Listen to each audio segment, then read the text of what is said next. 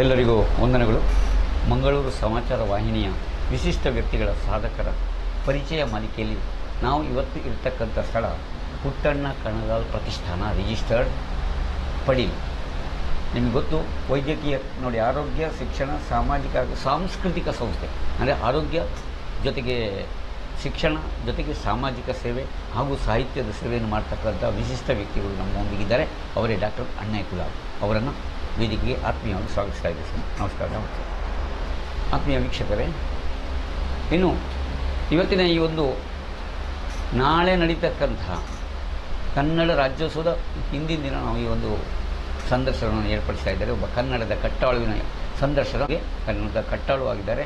ಕನ್ನಡದ ಕಟ್ಟೆ ಅಂತಕ್ಕಂಥ ಅದ್ಭುತವಾದ ಸಂಸ್ಥೆಯನ್ನು ಕಟ್ಟಿಕೊಂಡು ಬೆಳೆಸಿಕೊಂಡು ಬರ್ತಾ ಇರತಕ್ಕಂಥ ಅವರ ಯಶೋಗಾಥೆಯನ್ನು ನಾವು ನಿಮ್ಮೊಂದಿಗೆ ಹಂಚಿಕೊಳ್ತಾ ಇದ್ದೇವೆ. ಆ ದೃಷ್ಟಿಯಿಂದ ಈಗ ಅವರಿಂದಲೇ ಕೆಲವು ಮಾತುಗಳನ್ನು ಕೇಳೋಣ.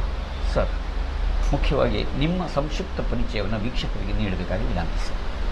ನಾನು ಡಾಕ್ಟರ್ ಅಣ್ಣಯ್ಯ ಕುಲಾಲ್ ಅಂತ. ನಾನು ಅನ್ಡಿವೈಡೆಡ್ ಸೌತ್ ಕನ್ನಡ, ಅವಿಭವಿತ ದಕ್ಷಿಣ ಕನ್ನಡ ಜಿಲ್ಲೆಯ ಕೋಟ ಶಿವರಾಮ್ ಕಾರಂತರ ಊರಿನ ಒಂದು ಪಕ್ಕದ ಹಳ್ಳಿ ಅಂತ ಉಳ್ತೂರಿನಿಂದ ಹಳ್ಳಿಯಿಂದ ಬಂದವ. ಅಲ್ಲಿ ಅತೀ ಹಿಂದುಳಿದ ಜನರೇ ಇರುವಂಥದ್ದು ಒಂದು ಸ್ಥಳ. ಬಡವರು ಮಧ್ಯಮ ವರ್ಗ ಜನರ ಸ್ಥಳದಲ್ಲಿ 5ನೇ ಕ್ಲಾಸಿಗೆ ನಾನು ಡ್ರಾಪ್ಔಟ್ ಆಗಿದ್ದೆ. ನಮ್ಮ ಡಿಕ್ಲರೇಷನ್ ಕಾನೂನು ಬಂದ ಕಾಲಘಟ್ಟದಲ್ಲಿ ನಮ್ಮ ಜಾಗಗಳೆಲ್ಲ ಒಡೆಯರ ಧನಿಕರ ಪಾಲಾಯಿತು. ಯಾಕಂದರೆ ನಾವು ಡಿಕ್ಲರೇಷನ್ ಗದ್ದೆಗಳನ್ನು ಮಾಡ್ತಾಯಿದ್ವಿ. ಆ ಗದ್ದೆಗಳನ್ನೆಲ್ಲ ನಾವು ಬಿಡಿಸ್ಕೊಂಡ್ರು. ಹಾಗಾಗಿ ನಮ್ಮ ಓದ್ತಾ ಇದ್ದವರು, ನಮ್ಮ ಮನೆಯಲ್ಲಿದ್ದವರೆಲ್ಲ ಶಾಲೆ ಬಿಟ್ಟರು. ನಾನು ಶಾಲೆ ಬಿಟ್ಟು ಬೆಂಗಳೂರಿನ ಹೋಟ್ಲಿಗೆ ಹೋಗಿದ್ದೆ. ಹೋಟ್ಲಲ್ಲಿ ಕೆಲಸಕ್ಕೆ ಹೋದವನನ್ನು ಮತ್ತು ಪುನಃ ನನ್ನ ಊರಿನ ಶಾಲೆ ಮಾಸ್ಟ್ರು, ನನ್ನ ಊರಿನ ಶಾಲೆಗೆ 25ನೇ ವರ್ಷ, ಅದರ ಬೆಳ್ಳಿ ಹಬ್ಬಕ್ಕೆ ಕಲೆಕ್ಟ್ ಬಂದ ಮಾಸ್ಟ್ರು ನನ್ನನ್ನು ನೋಡಿ ಮತ್ತೆ ಪುನಃ ವಾಪಸ್ ಕರ್ಕೊಂಡು ಬಂದು ನನ್ನ ಮನೆಯವ್ರ ಹತ್ರ ಹೇಳಿದರು ಶಾಲೆ ಸೇರಿಸಲಿಕ್ಕೆ. ಆದರೆ ಮನೆಯವರು ಆಗೋದಿಲ್ಲ, ನಮ್ಗೆ ಓದಿಸಲಿಕ್ಕೆ ಆಗೋದಿಲ್ಲ ಅಂತ ಹೇಳಿದಾಗ ನನ್ನನ್ನು ಅನಾಥನೆನ್ನುವ ನೆಲೆಯಲ್ಲಿ ಸರ್ಕಾರಿ ಹಾಸ್ಟೆಲಿಗೆ ಸೇರಿಸಿದರು. ಯಾಕಂದರೆ ಸರ್ಕಾರಿ ಹಾಸ್ಟೆಲಿಗೆ ಸೇರಬೇಕಾದ್ರೆ ಮನೆಯಿಂದ 5 ಕಿಲೋಮೀಟ್ರಿಗಿಂತ ದೂರ ಇರಬೇಕು. ನಮ್ಮ ಮನೆ ಹತ್ತಿರವೇ ಇತ್ತು. ಹಾಗಾಗಿ ಅನಾಥ ಎನ್ನುವ ನೆಲೆಯಲ್ಲಿ ನನ್ನ ಸರ್ಕಾರಿ ಹಾಸ್ಟೆಲಿಗೆ ಸೇರಿಸಿದರು. ನಾನು ದೇವಸ್ಥಾನದ ಚಾವಡಿಯಲ್ಲೇ ಓದಿದವ. ಎಲಿಮೆಂಟ್ರಿ ಇರ್ಬೋದು, ಹೈಸ್ಕೂಲಲ್ಲಿ ಧರ್ಮಗೋಳಿ ಅಂತ ಒಂದು ದೇವಸ್ಥಾನ ಇದೆ. ಈಗಿನ ಜಯಪ್ರಕಾಶ್ ಹೆಗಡೆ ಇದ್ದಾರಲ್ಲ ಮಿನಿಸ್ಟ್ರು, ಅವ್ರ ಮನೆ ಪಕ್ಕದಲ್ಲಿ ದೇವಸ್ಥಾನದ ಚಾವಡಿಯಲ್ಲಿ ನಾವು ಓದಿದವರು 10ನೇ ಕ್ಲಾಸನ್ನು. ಆನಂತರ 10ನೇ ಕ್ಲಾಸ್ ಆದಮೇಲೆ ನನಗೇನು ಮಾಡಬೇಕಂತ ಗೊತ್ತಿಲ್ಲ, ಮತ್ತೊಮ್ಮೆ ನಿಲ್ಲಿಸಿ ಹೋಟ್ಲಿಗೆ ಹೋಗೋದಂತ ಹೊರಟಿದ್ದೆ. ಆದ್ಮೇಲೆ PUCಗೆ ಬಂಡರ್ಕರ್ಸ್ ಕಾಲೇಜಿಗೆ ಸೇರಿದೆ. PUC ಮಾಡಿದೆ, ಅಲ್ಲಿಯೂ ಸರ್ಕಾರಿ ಹಾಸ್ಟೆಲಲ್ಲಿದ್ದು. PUC ಮಾಡಿ ಆದಮೇಲೆ CET ಬರೀಲಿಕ್ಕೆ ಉಡುಪಿ MGM ಕಾಲೇಜ್ ಬಂದು ಬರೀಲಿಕ್ಕೆ ದುಡ್ಡಿಲ್ಲ ನಮಗೆ, ಬಸ್ಸಿಗೆಲ್ಲ ಫಾರ್ಮ್ ಫಿಲ್ಸ್ ಮಾಡಲಿಕ್ಕೂ ದುಡ್ಡಿಲ್ಲ. ಹಾಗಾಗಿ ನಾನು ಫಾರ್ಮ್ ಫಿಲ್ ಮಾಡಲಿಲ್ಲ. ಆದರೆ ಆಯುರ್ವೇದ ಸೀಟ್ ಸಿಕ್ತು. ಆಯುರ್ವೇದಕ್ಕೆ ಹೋಗ್ಲಿಕ್ಕೆ ಆಗಲಿಲ್ಲ, ಮುಧೋಳ ಆ ಕಡೆ ಬಿಜಾಪುರದಲ್ಲಿ. ಹಾಗಾಗಿ ಹೇಗೋ ಗದ್ದೆ ತೋಟದಲ್ಲಿ ಕೆಲಸ ಮಾಡಿ, ಬಾವಿ ಕೆಲಸ ಮಾಡಿ ಉಳಿದ ದುಡ್ಡನ್ನು ಇಟ್ಕೊಂಡು ನಾನು BSc ಸೇರಿದೆ ಬಂಡರ್ಕರ್ಸ್ ಕಾಲೇಜಲ್ಲಿ, ಬಾಟ್ನಿ, ಫಿಸಿಕ್ಸ್, ಕೆಮಿಸ್ಟ್ರಿ, ಬಯಾಲಜಿ. ಆದರೆ ಸ್ವಲ್ಪ ಹೊತ್ತು ಟೈಮ್ ನನ್ನ ಹಾಸ್ಟೆಲ್ ಓಪನ್ ಆಗಲಿಲ್ಲ. ಹಾಸ್ಟೆಲ್ ಗೋಡೆ ಬಿದ್ದೋಗಿತ್ತು. ಹಾಸ್ಟೆಲ್ ಓಪನ್ ಆಗಿಲ್ಲ ಅಂತೇಳಿ ನನಗೆ ಹೋಗ್ಲಿಕ್ಕೆ ಆಗಿಲ್ಲ ಕಾಲೇಜಿಗೆ. ದಿನ ಬಸ್ಸಲ್ಲಿ ಹೋಗಿ ಬರಲಿಕ್ಕೆ ಆಗೋದಿಲ್ಲ ಊರಿನಿಂದ ಕುಂದಾಪುರಕ್ಕಂತ 1 ವರ್ಷ ಮನೆಯಲ್ಲೇ ಇದ್ದೆ. ಪೋಸ್ಟ್ಮ್ಯಾನ್ ಕೆಲಸ ಮಾಡಿದೆ 1 ವರ್ಷ. ಪೋಸ್ಟ್ಮ್ಯಾನ್ ಕೆಲಸ ಮಾಡಿ ಊರಲ್ಲಿ ಗದ್ದೆ ತೋಟದ ಕೆಲಸ ಮಾಡಿ ರಾತ್ರಿಯೆಲ್ಲ ಯಕ್ಷಗಾನ ನೋಡೋದು, ಹಗಲಿಗೆ ಪೋಸ್ಟ್ಮ್ಯಾನು ಮತ್ತು ಗದ್ದೆ ತೋಟದಲ್ಲಿ. ಊರವರೆಲ್ಲ ಹೇಳ್ತಿದ್ರು ಇವನೇನೋ ಫೇಲ್ ಆಗಿದ್ದಾನೆ, ಹಾಗೆ ಅವನು ಹೋಗ್ತಾ ಇಲ್ಲ ಅಂತ. ಆದರೆ ನಿಜವಾಗಿ ನನಗೆ ಶಾಲೆಗೆ ಹೋಗಲಿಕ್ಕೆ ದುಡ್ಡು ಇರಲಿಲ್ಲ. ಹಾಗಾಗಿ ಮತ್ತು ಪುನಃ ನೆಕ್ಸ್ಟ್ ಇಯರ್ BSc ಸೇರಿದೆ. ಅಲ್ಲಿ ಕೆಮಿಸ್ಟ್ರಿ, ಫಿಸಿಕ್ಸು, ಮ್ಯಾಥ್ಸ್ ಬದಲಿಗೆ ಬಾಟ್ನಿ, ಝೂಲಜಿ, ಕೆಮಿಸ್ಟ್ರಿ ತಗೊಂಡು ನಾನು ಒಳ್ಳೆ ಮಾರ್ಕ್ ಬಂತು. ಮ್ಯಾಂಗ್ಳೂರು ಯೂನಿವರ್ಸಿಟಿಲಿ ಸುಮಾರು 91% ಬಂತು ನನಗೆ. ಅದಾದಮೇಲೆ ನಾನು LNT ಕಂಪನಿ ಜಾಬ್ ಆಯಿತು ನನಗೆ, LNTಯಲ್ಲಿ ಕೆಮಿಸ್ಟ್ರಿ ಆಗಿ. ಮನೆಯವರಿಗೆಲ್ಲ ಖುಷಿ, ಯಾವಾಗಲೇ 3,000 ರೂಪಾಯಿ ಸಂಬಳ ಇತ್ತು. ಆದರೆ ನನ್ನ ಟೀಚರ್ಸು ಅವರಿವರೆಲ್ಲ ಹೇಳಿದರು ನೀನು B.Ed ಮಾಡು ಅಂತ. ಗೌರ್ಮೆಂಟಿನ B.Ed ಕಾಲೇಜಿಗೆ ಸೇರಿದೆ. ಅಲ್ಲಿ ಬಂದಾಗ ಅಲ್ಲಿ B.Ed ಕಾಲೇಜ್ನವ್ರು ಹೇಳಿದರು ಇಲ್ಲ ನಿನ್ನಂಥವ್ರಿಗೆ ಇದು ಹೇಳಿದ್ದಲ್ಲ, ನಿಂಗೆ ತುಂಬ ಮಾರ್ಕ್ ಇದೆ, MSc ಮಾಡು ಅಂತ ಹೇಳಿದರು. ಮ್ಯಾಂಗ್ಳೂರು ಯೂನಿವರ್ಸಿಟಿಯಲ್ಲಿ ಬಾಟ್ನಿ MSc ಸೇರಿದೆ. ಅವ್ರು ಹೇಳಿದರು ಇಲ್ಲ ನೀನು ಮೈಸೂರಿಗೆ ಹೋಗಿ ಮಾನಸ ಗಂಗೋತ್ರಿಯಲ್ಲಿ ಮೆಡಿಕಲ್ MSc ಮಾಡು ಅಂತ ಹೇಳಿದರು. ಅದನ್ನು ಅಲ್ಲಿ ಹೋದಾಗ ಅವ್ರು ಹೇಳಿದರು ನಿಮಗೆ MBBS ಸೀಟ್ ಸಿಗ್ತದೆ, MBBS ಮಾಡು ಅಂತ ಹೇಳಿದರು. BSc ಕೋಟದಲ್ಲಿ ಆವಾಗ MBBS ಆಗ್ತಿತ್ತು. ಅಪ್ಲೈ ಮಾಡಿದೆ.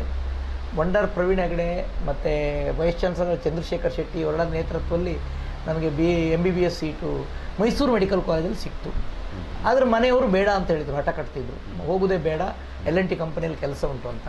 ಹಾಗೆ LNT ಕಂಪನಿ ಕೆಲಸ ಬಿಡುವುದಾ ಇದು ಮಾಡೋದು ಅಂತ ಗೊಂದಲದಲ್ಲಿರಬೇಕಾದ್ರೆ ನಾನು ಆವಾಗಲೇ ಬೆಸ್ಟ್ MC ಮಾಡ್ತಿದ್ದೆ. ರಾಜ್ಯದ ಮಟ್ಟ ಇದು NSS ಅಲ್ಲಿ one of the best MC ಕಾರ್ಯಕ್ರಮ ನಿರ್ವಹಣೆ ನಾನು ಮಾಡ್ತಿದ್ದೆ. ಈಗ ನಿಲ್ಲಿಸಿದ್ದೇನೆ, ಬಟ್ ಇವಾಗಲೂ ಬರೆದು ಕೊಡ್ತೇನೆ. ನಾನು MC ಮಾಡುವವರಿಗೆ ನಾನು ಬರೆದು ಕೊಡ್ತೇನೆ, ಹೇಗೆ ಮಾತಾಡಬೇಕು, ಹೇಗೆ ಇದು ಸಭಾ ನಿರ್ವಹಣೆ ಮಾಡಬೇಕು ಅನ್ನೋದನ್ನು ಆವಾಗಲೂ ಮಾಡ್ತಿದ್ದೆ. ಅದು ವೀರೇಂದ್ರ ಹೆಗಡೆ ಅವರಿಗೆ ಗೊತ್ತಿತ್ತು. ಹಾಗಾಗಿ ನಾನು ಮೈಸೂರು ಮೆಡಿಕಲ್ ಕಾಲೇಜಿಂದ KMC ಮಂಗಳೂರಿಗೆ ಮಣಿಪಾಲಕ್ಕೆ ಟ್ರಾನ್ಸ್ಫರ್ ಆಯಿತು. ಮಣಿಪಾಲದಿಂದ ಮಂಗಳೂರಿಗೆ ಟ್ರಾನ್ಸ್ಫರ್ ಮಾಡ್ಕೊಂಡು ಬಂದು MBBS ಅನ್ನು ನಾನು ಫುಲ್ಲು ಓದಿಸಲಿಕ್ಕೆ ಧರ್ಮಸ್ಥಳದ ಉಜಿರೆ ಎಜುಕೇಷನ್ ಟ್ರಸ್ಟ್ ಅವರು ನನಗೆ ಫುಲ್ MBBS ಪ್ರತಿ ತಿಂಗಳು 500 ರೂಪಾಯಿ ಹಾಗೆ ನನಗೆ ಕೊಟ್ಟಿದ್ದರು. ಮತ್ತು ನಂಗೆ ಸರ್ಕಾರಿ BCM ಹಾಸ್ಟೆಲ್ ನಾನು ತುಂಬ ವರ್ಷ ಓದಿದ್ದೆ ಆವಾಗಲೇ. ಆನಂತರವೂ MBBS ಮಾಡಲಿಕ್ಕೂ ನಂಗೆ ಸರ್ಕಾರಿ BCM ಹಾಸ್ಟೆಲ್ ಅಶೋಕ್ ನಗರದಲ್ಲಿ. ಹಾಗಾಗಿ 16 ವರ್ಷಗಳ ಕಾಲ ಸರ್ಕಾರಿ ಹಾಸ್ಟೆಲ್ನಲ್ಲಿ ಓದಿ ಒಬ್ಬ MBBS ಮಾಡಿದ ಆಗಿನ ಕಾಲ, ಈಗ ಇರ್ಬೋದೇನೋ, ಮೊನ್ನೆವರೆಗೆ ಯಾರು ಇರಲಿಲ್ಲ. 16 ವರ್ಷ ಹಾಸ್ಟೆಲ್ ಸರ್ಕಾರಿ ಹಾಸ್ಟೆಲಲ್ಲಿ ಓದಿದವರಿಲ್ಲ. ಯಾಕಂದರೆ ಸರ್ಕಾರಿ ಹಾಸ್ಟೆಲ್ ಇದ್ದವ ಒಮ್ಮೆ ಫೇಲ್ ಆದರೆ ಮತ್ತೆ ಅವನು ಹಾಸ್ಟೆಲ್ ತಗೊಳ್ಳೋದಿಲ್ಲ, ಕಂಟಿನ್ಯೂಸ್ ಪಾಸ್ ಆಗಬೇಕು. ಹಾಗಾಗಿ ಆ ನೆಲೆಯಲ್ಲಿ ನನಗೆ ಬಂದೆ. ಆದರೆ MBBS ಆಗುವಾಗಲೇ ತುಂಬ ಕಷ್ಟಗಳಾಗ್ತು. ಸಾಲ ಸಿಗಲಿಲ್ಲ, ಲೋನ್ ಸಿಗಲಿಲ್ಲ, ತಂದೆ ತೀರಿ ಹೋದರು. ಇನ್ನೊಮ್ಮೆ ಡ್ರಾಪ್ಔಟ್ ಆಗುವ ಪರಿಸ್ಥಿತಿಯಲ್ಲಿ ಸಂಘ ಸಂಸ್ಥೆಯವರು, ಬಂಟರ ಸಂಘ, ಬಿಲ್ಲವ ಸಂಘ, ಶೆಟ್ಟರ ಸಂಘ, ಬ್ರಾಹ್ಮಣ ಸಂಘ, ಕುಲಾಲ್ ಸಂಘ, ಬೇರೆ ಬೇರೆ ಸಂಘ ಸಂಸ್ಥೆಯವರು ನನಗೆ ಇದು ಮಾಡಿ ಈ ಹುಡುಗ ನಮ್ಮವನು ಅಂತೇಳಿ ನನಗೆ ಓದಿಸಿದರು. ಹಾಗಾಗಿ ನಾನು MBBS ಮಾಡಿದ ತಕ್ಷಣ PG ಮಾಡಲಿಕ್ಕೆ ಹೋಗಲಿಲ್ಲ. ಗೌರ್ಮೆಂಟ್ ಕಾಣಿಯೂರಲ್ಲಿ, ಪುತ್ತೂರಿನ ಕಾಣಿಯೂರಲ್ಲಿ ನನಗೆ ಗೌರ್ಮೆಂಟ್ ಕೆಲಸ ಸಿಕ್ಕಿತ್ತು. ಆದರೆ ಟೀಚ್ ಮಾಡಬೇಕನ್ನೋ ಹುಚ್ಚು, ಶಿಕ್ಷಕನಾಗಬೇಕು ಹುಚ್ಚು ಅಂತೇಳಿ ನಾನು ಶ್ರೀನಿವಾಸ್ ಗ್ರೂಪಿಗೆ ಸೇರಿಕೊಂಡೆ. ಶ್ರೀನಿವಾಸ್ ಗ್ರೂಪಲ್ಲಿ ಸುಮಾರು 25 ವರ್ಷ ನಾನು ಟೀಚರಾಗಿ ಕೆಲಸ ಮಾಡಿದ್ದೇನೆ. ಅದೇ ಟೈಮು ನಾನು ಕ್ಲಿನಿಕನ್ನು ಓಪನ್ ಮಾಡಿದ್ದೆ. ಹರೆಕಳ, ಪಾವೂರು, ಪರಂಗಿಪೇಟೆ, ಅರ್ಕುಳ, ಪಾಂಡೇಶ್ವರ, ವೀರನಗರ, ಪೈಸಲ್ ನಗರ, ಹಳ್ಳಿಗಳಲ್ಲಿ ಎಲ್ಲೆಲ್ಲಿ ಜನ ಬಡವರು ಇರ್ತಾರೆ, ಪಾಕೆಟ್ಸ್, ಅಲ್ಲಿ ಹೋಗಿ ನಾನು ತುಂಬ 25 ವರ್ಷ ಪ್ರಾಕ್ಟೀಸ್ ಮಾಡಿದೆ ಬಡವರಿಗೋಸ್ಕರ. ಅದು ಅಲ್ಲದೆ ಬೆಳಿಗ್ಗೆ ಬೇಗ 7 ಗಂಟೆಗೆ ಹೋಗಿ ನಾನು ಪ್ರಾಕ್ಟೀಸ್ ಮಾಡ್ತೇನೆ ಇಲ್ಲಿ ಸಹ, ಈ ಕ್ಲಿನಿಕಲ್ಲಿ ಸಹ. ಯಾಕಂದರೆ ಬಡವರಿಗೆ ಮನೆಯಲ್ಲಿ ಹುಷಾರಿಲ್ಲದಿದ್ದರೆ ಬೆಳಿಗ್ಗೆ ಬೇಗ ಡಾಕ್ಟರ್ ಸಿಕ್ಕಿದ್ರೆ ಮದ್ದು ತಗೊಂಡೋಗಿ ಕೊಟ್ಟು ಅವ್ನು ಕೆಲಸಕ್ಕೆ ಹೋಗ್ಬೋದು. ಇಲ್ದಿದ್ರೆ ಅವನು ಆ ದಿನದ ಕೆಲಸ ಹೋಗ್ತಾನೆ, ಅವನು ಮಕ್ಕಳಿಗೆ ಮದ್ದು ತಗೊಂಡು. ಆ ಕಾನ್ಸೆಪ್ಟಲ್ಲಿ ನಾನು ಕೆಲಸ ಮಾಡಿದ್ದು. ಅದಕ್ಕಾಗಿ ನನಗೆ ಪ್ರತಿಷ್ಠಿತ ದೇವರಾಜ ಅರಸು ಅವಾರ್ಡ್, ಯಾಕಂದರೆ ರಾಜ್ಯದಲ್ಲಿ ಒಬ್ಬರಿಗೆ ಕೊಡೋದು. ಕಳೆದ ಸಾರಿ ನನಗೆ ಕೊಟ್ಟಿದ್ರು, ಈ ಸರ್ತಿ ಕಾಗೋಡು ತಿಮ್ಮಪ್ಪನವರಿಗೆ ಕೊಟ್ಟಿದ್ರು. ಅದನ್ನು ದೇವರಾಜ ಅರಸು ಹೆಸರಿನಲ್ಲಿ ದೊಡ್ಡ ಪ್ರಶಸ್ತಿ, ಅದು ರಾಜ್ಯ ಮಟ್ಟದ ಪ್ರಶಸ್ತಿ, ಅದನ್ನು ಕೊಟ್ಟಿದ್ದರು. ಅದಕ್ಕೂ ಅಲ್ಲದೆ ಜೊತೆಗೆ ಸಮಾಜಮುಖಿ ವೈದ್ಯಕೀಯ ಸೇವೆ ಮಾಡಿದ್ದಕ್ಕೆ ನನಗೆ ಲಾಸ್ಟ್ ಟೈಮ್ BC ರಾಯ್ ಪ್ರಶಸ್ತಿ ಕೊಟ್ಟರು. ಡಾಕ್ಟರ್ BC ರಾಯ್ ಪ್ರಶಸ್ತಿಯನ್ನು ಅತಿ ಚಿಕ್ಕ ವಯಸ್ಸಿನವನಿಗೆ ಕೊಟ್ಟಿದ್ದು ಕರ್ನಾಟಕದಲ್ಲಿ ನನಗೆ ಹಾಗೆ ಕೊಟ್ಟಿದ್ರು. ಅದಲ್ಲದೆ national IMA Indian medical president appreciation ಅವಾರ್ಡಿಂದ ಹಿಡಿದು ಸಾಕಷ್ಟು ಜಿಲ್ಲಾ ರಾಜ್ಯೋತ್ಸವ 2012ರಲ್ಲಿ 10 ವರ್ಷದ ಹಿಂದೆ ನಂಗೆ ಬಂದಿತ್ತು. ಈಗ 2023 2012ರಲ್ಲೇ ದಕ್ಷಿಣ ಕನ್ನಡ ಜಿಲ್ಲಾ ರಾಜ್ಯೋತ್ಸವ ಅವಾರ್ಡ್ ಬಂದಿತ್ತು. ಹೀಗೆಲ್ಲ ನನ್ನ ಸಮಾಜಮುಖಿ ಸೇವೆ ಮಾಡಲಿಕ್ಕೆ ಊರವರು, ಜನರು, ಜಾತಿ ಅಂತಲ್ಲ, ಕುಟುಂಬದವರು, ಎಲ್ಲ ಜಾತಿ ಧರ್ಮದವರು ಸೇರಿ ನನ್ನನ್ನು ಬೆಳೆಸಿದ್ರಿಂದ ನಾನು ಈ ಮಟ್ಟಕ್ಕೆ ಬಂದಿದೆ. ಇದು ಒಂದು ನನ್ನ ಸಂಕ್ಷಿಪ್ತ ಬದುಕು. ತುಂಬ ಸಂತೋಷ ಸರ್. ಯಾಕಂತೇಳಿದರೆ ನನಗೊಂಥರ ಮೈ ರೋಮಾಂಚನ ಆಯಿತು. ಯಾಕಂದರೆ ನಾನು ಅಧ್ಯಾಪಕನೇ, ನನಗೆ ನಿವೃತ್ತರಾದವ. ನೀವು ಅಧ್ಯಾಪಕ ಕ್ಷೇತ್ರಕ್ಕೆ ಪ್ರಯತ್ನ ಪಟ್ಟ್ರಿ, BEd ಹೋದ್ರಿ, ಆಮೇಲೆ ಡಿಗ್ರಿ ಮಾಡಿದ್ರಿ, MSc ಮಾಡಿದ್ರಿ, ಮತ್ತೆ ನೀವು ಡಾಕ್ಟರ್ ಲೈನಿಗೆ ಬಂದ್ರಿ. ಅಲ್ಲೂ ನಿಮ್ಮ ತುಡಿತ ನಾನು ಶಿಕ್ಷಕನಾಗಬೇಕು ಅಂತ ಮಾಡಿ ತೋರಿಸಿದ್ರಲ್ಲ ನಿಮಗೆ ವಾಹಿನಿ ಪರವಾಗಿ. ಮತ್ತು ಇನ್ನೊಂದು ಸಾಧನೆ, ದೇವರಾಜ ಅರಸು ಪ್ರಶಸ್ತಿ ಪಡೆದಿದ್ದೀರಾ. ಅನೇಕ ಪ್ರಶಸ್ತಿಗಳಿಗೆ ಭಾಜನರಾದ ನಿಮಗೆ ವಾಹಿನಿ ಪರವಾಗಿ ಅನಂತ ಅಭಿನಂದನೆಗಳು. ಬಹಳ ಒಳ್ಳೆಯ ಮಾತು, ಭಾರಿ ಖುಷಿ ಆಯ್ತು ನನಗೆ ಕೇಳುವಾಗ ನಿಮ್ಮ ಸಮಾಜ. ಯಾಕಂದರೆ ವೈದ್ಯರಿಗೆ ಕೇವಲ ಉಂಟಲ್ಲ MBBS ಪದವಿ ಮಾತ್ರ ಅಲ್ಲ, ಅಲ್ಲಿ ಬೋಧನೆ ಮಾಡೋದು ನೀವು ಜನರ ಸೇವೆ ಮಾಡಬೇಕು, ಹಳ್ಳಿಗಳಿಗೆ ಹೋಗಬೇಕು, ಬಡವರ ಏನಿದೆ ಆ ಧ್ವನಿಯಾಗಬೇಕು. ಆ ಕೆಲಸ ನೀವು ಮಾಡಿದ್ದೀರಾ. ಆ ದೇವರು ನಿಮ್ಮನ್ನು ಖಂಡಿತ ಹರಿಸಿದ್ದಾರೆ, ಹರಿಸಲಿಕ್ಕಿದ್ದಾರೆ ಅಂತಕ್ಕಂಥ ಮಾತಿನೊಂದಿಗೆ ಈಗ ವೈದ್ಯಕೀಯ ಕ್ಷೇತ್ರವನ್ನು ಮತ್ತೆ ಮಾತಾಡ್ತೇನೆ. ನಿಮ್ಮ ಈಗ ಇರ್ತಕ್ಕಂಥ ಸ್ಥಳ ನಿಮ್ಮ ತಂದೆಯವ್ರದ್ದು ಅಂತ ಆಗಲೇ ಹೇಳಿದಿರಿ, ಅವರು ಕೊಟ್ಟ ಕೊಡುಗೆ ಹೇಳಿದಿರಿ. ಆ ಒಂದು ಇವತ್ತು ಏನು ಪುಟ್ಟಣ್ಣ ಕಣಗಾಲ್ ಪುಟ್ಟಣ್ಣ ಕುಲಾಲ್ ಪ್ರತಿಷ್ಠಾನ ಅಂತ ಇದೆ, ನಾನು ನೋಡಿದೆ. ಅದರ ಬಗ್ಗೆ ಸ್ವಲ್ಪ ವಿವರಣೆ ಕೊಟ್ಟರೆ ಒಳ್ಳೆಯದಿತ್ತು ಸರ್. ನಾವು ನನ್ನ ಊರಲ್ಲಿ ನನ್ನ ತಂದೆ ನಮ್ಮನ್ನೆಲ್ಲ ಕಷ್ಟಪಟ್ಟು ಸಾಕಿದ್ರು. ಅವರು ಮಡಿಕೆ ಮಾಡುವ ಕುಟುಂಬದಿಂದ ಬಂದವರು. ಖಂಡಿತ ನನ್ನ ತಂದೆ ಎಷ್ಟು ಮಣ್ಣಿನಲ್ಲಿ ಸ್ಕಿಲ್ ಇದ್ರಂತ. ನಮ್ಮ ಮಡಿಕೆ ಇಲ್ಲ, ಅಲ್ಲಿಯ ಕುಂದಾಪುರ ಕಡೆ ಮಣ್ಣನ್ನು ಟೈಲ್ ಫ್ಯಾಕ್ಟ್ರಿ ತಗೊಂಡು ಹೋಗ್ತಾರೆ ಹಂಚು ಮಾಡಲಿಕ್ಕೆ. ನಮ್ಮ ತಂದೆ ಆ ಮಣ್ಣನ್ನು ತೆಗೆದು ಬಾಯಿಗೆ ಹಾಕಿ ಜಿಗ್ದು ಇದರಲ್ಲಿ A ಕ್ವಾಲಿಟಿ ಆಗ್ತದ, B ಕ್ವಾಲಿಟಿ ಆಗ್ತದ, C ಕ್ವಾಲಿಟಿ ಆಗ್ತದ ಅಂತ ಹೇಳ್ತಿದ್ರು. ಅಷ್ಟು ಎಕ್ಸ್ಪರ್ಟ್ ಇದ್ರು ನನ್ನ ತಂದೆ. ಅವರು ಬಡವರು, ಅವ್ರಿಗೇನು ಗೊತ್ತಿಲ್ಲ. ನಾನು MBBS ಮಾಡಿ ಬರ್ಬೇಕಾದ್ರೆ ಅವ್ರು ಇರಲಿಲ್ಲ, ತೀರಿ ಹೋಗಿದ್ರು ಅವರು. ಹಾಗಾಗಿ ಅವರ ಹೆಸರಲ್ಲಿ ಏನಾದರೂ ಬಡವರಿಗೆ, ನೊಂದವರಿಗೆ ಮಾಡಬೇಕು, ಏನಾದರೂ ಹೆಲ್ಪ್ ಮಾಡಬೇಕಂತ ನಾನು ಹೊರಟವ. ಮತ್ತು ನನಗೆ ಆ ಪ್ರೇರಣೆಯಲ್ಲಿ ಅಂತ ಹೇಳಿದರೆ ಕುಂದಾಪುರದ ಪರಿಸರ ಒಂದು ರೀತಿ ಹಾಗೆ ಕಷ್ಟದಿಂದ ಬಂದವರಿಗೆ ಇನ್ನೊಬ್ರು ಸಪೋರ್ಟ್ ಮಾಡ್ತಾರೆ, ಮೇಲೋದವರು ಕೆಳಗಿಂದ ಮರೆತು ಬಿಡುವುದಿಲ್ಲ. ನಾನು ಕುಂದಾಪುರದ ಕಡೆಯಿಂದ ಅಂತ ಅಲ್ಲ, ದಕ್ಷಿಣ ಕನ್ನಡದ ಮಣ್ಣಿನ ಗುಣ ಅದು, ಅನ್ಡಿವೈಡ್ ಸೌತ್ ಕನ್ನಡದ ಮಣ್ಣಿನ ಗುಣ. ಕಷ್ಟದಿಂದ ಬಂದಿದ್ದೇನೆ, ನಾನು ಇನ್ನೊಬ್ಬರಿಗೆ ಕಷ್ಟದಲ್ಲಿರೋರಿಗೆ ಸಹಾಯ ಮಾಡ್ಬೇಕಂತ. ಹಾಗೆ ನಾನು ಕೋಟ ಶಿವರಾಮ ಕಾರಂತರ BSc ಮಾಡಬೇಕಾದ್ರೆ ಅವರ ಜೊತೆಯಲ್ಲಿ ಅವರ ಅಕ್ಕಪಕ್ಕದ ಊರಿನಲ್ಲಿ ಇರುವುದರಿಂದ ಮತ್ತು ಅವರು ಚುನಾವಣೆಗೆ ನಿಂತ್ಕೊಂಡಾಗ, ಪರಿಸರದ ಹೋರಾಟಕ್ಕೆ ಹೋದಾಗ ಅವರನ್ನ ಪ್ರಶ್ನಿಸುವ ಹಕ್ಕುಂಟು ಅವ್ರ ಹತ್ರ. ಅವರು ಧಾರ್ಮಿಕ ಭಾವನೆಗಿಂತ ಹೆಚ್ಚು ವೈಜ್ಞಾನಿಕ ಚಿಂತನೆಗಳು ಜಾಸ್ತಿ ಇತ್ತು ಅವರ. ಹಾಗಾಗಿ ಅವ್ರ ಜೊತೆಗೆಲ್ಲ ನಾವು ಬೆಳೆದ್ರಿಂದ, ಮತ್ತೆ ನಮ್ಗೆ ಒಳ್ಳೊಳ್ಳೆ ಟೀಚರ್ಸ್ ಇದ್ರು, A.V. ನಾವ್ಡ, ಉಪೇಂದ್ರ ಸೋಮಯಾಜಿ ಇವರಂತ, ಮತ್ತೆ ನಮ್ಮ ನರಸಿಂಹಮೂರ್ತಿ ಸಂಸ್ಕೃತ ಪ್ರೊಫೆಸರ್ ಆಗಿರೋರು, ನರಸಿಂಹಮೂರ್ತಿ ಇಂಥ ಬಲಾಢ್ಯ ತಜ್ಞ ಸಾಹಿತಿಗಳ ಒಂದು ದೊಡ್ಡ ಗಣನೆ ಇತ್ತರಿಂದ ನಾವಲ್ಲಿ, ಮತ್ತೆ ಮುಂಗಾರು ಪತ್ರಿಕೆ ನಮ್ಮ ಮನೆ ಹತ್ರದ್ದು, ಬರವಣಿಗೆಗೆ ಮುಂಗಾರು ಪತ್ರಿಕೆ ಇತ್ತು, ವಡ್ರಸಿ ರಘುರಾಮ್ ಶೆಟ್ಟರ್ ಅವರು. ಇದನ್ನೆಲ್ಲ ನಾವು ನೋಡ್ಕೊಂಡು ಓದ್ಕೊಂಡು ಬೆಳೆದವರಾಗಿದ್ದರಿಂದ ನನಗೆ ಏನಾದರೂ ಮಾಡಬೇಕು ಸಮಾಜಮುಖಿ ಸೇವೆ ಅಂತೇಳಿ ನಾನು ಇಲ್ಲಿ ಬಂದೆ. ಇಲ್ಲಿ ಬಂದಾಗ ಅವಾಗ ಕರ್ನಾಟಕ ಕರಾವಳಿಯಲ್ಲಿ ಕನ್ನಡದ ಚಳುವಳಿ ಹುಟ್ಕೊಂಡಿತ್ತು. ಅಂದ್ರೆ ಆ ಕಡೆ ಕಾಸರಗೋಡಿನ ಇದಿತ್ತು, ಬೆಳಗಾವಿದ ಇತ್ತು. ನನ್ನ ಒಬ್ಬ ಕ್ಲಾಸ್ಮೇಟ್ ಪ್ರವೀಣ್ ಶೆಟ್ಟಿ ಅಂತ ಇದ್ದಾರೆ, ಈಗ ರಕ್ಷಣಾ ವೇದಿಕೆಯಲ್ಲಿ ಇದ್ದಾರೆ. ಮತ್ತೆ ಅವರ ಒಟ್ಟಿಗೆ ಜಪ್ತಿ ಸಂತೋಷ್ ಶೆಟ್ಟಿ ಅಂತ ಇದ್ದಾರೆ. ಇವರೆಲ್ಲ ಒಟ್ಟಿಗಿದ್ರು ಅವಾಗ. ಮತ್ತೆ ಇವನ್ ನಮ್ಮ ವಾಟಾಳ್ ನಾಗರಾಜ್ ಅವರು, ಗೌಡ ಅವರು, ನಮ್ಮ ಕರ್ನಾಟಕ ರಕ್ಷಣಾ ವೇದಿಕೆ ಗೌಡ, ಇವರೆಲ್ಲ ಒಟ್ಟಿಗೆ ಇದ್ದ ಕಾಲಘಟ್ಟದಲ್ಲಿ ಕರಾವಳಿಯಲ್ಲಿ ಒಂದು ಹೋರಾಟ ಮಾಡ್ಬೇಕಂತ ಹೇಳ್ಕೊಂಡು ಅವ್ರು ನನ್ನ ಹತ್ರ ಬಂದರು, ಡಾಕ್ಟರ್ ನೀವು ಬರಬೇಕು ಅಂತ. ಆ ರೀತಿಯಾಗಿ ಹೋರಾಟಗಳಿಗೆ ಒಂದು ವೇದಿಕೆ ಬೇಕಂತೇಳಿ ನಾವು ಇದನ್ನು ಆರಂಭಿಸಿದ್ದು. ಜೊತೆಗೆ ನಮ್ಮ ಕನ್ನಡ ಕಟ್ಟೆಯನ್ನು ಆರಂಭಿಸಿದ್ದು. ಇದೆರಡು ಸಂಘಟನೆಗಳನ್ನು ಜೊತೆಗೆ ಸಾಹಿತ್ಯ ಹೋರಾಟಗಳಿಗೆ ಕನ್ನಡ ಕಟ್ಟೆ, ಸಾಮಾಜಿಕ, ಧಾರ್ಮಿಕ, ಶೈಕ್ಷಣಿಕ ಇದಕ್ಕೆಲ್ಲ ಇದು ನಮ್ಮ ಪುಟ್ಟಣ್ಣ ಕುಲಾಲ್ ಮತ್ತೆ ಇದ್ರ ಪ್ರತಿಷ್ಠಾನವನ್ನ ನಾವು ಸ್ಥಾಪನೆ ಮಾಡಿದ್ವಿ. ನನ್ನ ತಂದೆಯ ಹೆಸರಲ್ಲಿ ಬಡವರಿಗೆ ನನ್ನಿಂದ ಆಗುವ ಕಣ್ಣು ಹೊಡಿಸುವ ಕೆಲಸ ಮಾಡಲಿಕ್ಕೆ. ತುಂಬ ಒಳ್ಳೆಯ ಮಾಹಿತಿಯನ್ನು ಕೊಟ್ಟಿದ್ದೀರಿ, ಬಹಳ ಖುಷಿ ಆಯಿತು ಸರ್. ವೈದ್ಯರಾಗಿದ್ದೀರಾ, ಸಮಾಜ ಸುಧಾರಕರಾಗಿದ್ದೀರಾ, ಕನ್ನಡ ಹೋರಾಟಗಾರರಾಗಿದ್ದೀರಾ. ಈ ಒಂದು ವಿಚಾರವನ್ನು ತಿಳ್ಕೊಂಡಾಗ ನಮಗೆ ಅನ್ನಿಸ್ತದೆ, ನೋಡಿ ವೈದ್ಯರು ಏನೆಲ್ಲ ಮಾಡ್ಬೋದು, ಏನೆಲ್ಲ ಮಾಡ್ಲಿಕ್ಕೆ ಆಗಲ್ವ, ಎಲ್ಲವೂ ಆಗುತ್ತೆ ಅನ್ನೋದನ್ನು ಮಾಡಿ ತೋರಿಸಿದ್ರೆ ನೀವು. ನಿಜವಾಗಿ ನಿಮಗೆ ಬಂದ ಪ್ರಶಸ್ತಿ ಉಂಟಲ್ಲ, ಅದು ಅರ್ಹರಿಗೆ ಸಂದ ಪ್ರಶಸ್ತಿ ಅಂತ ಈ ಸಂದರ್ಭ ಹೇಳ್ತಾ.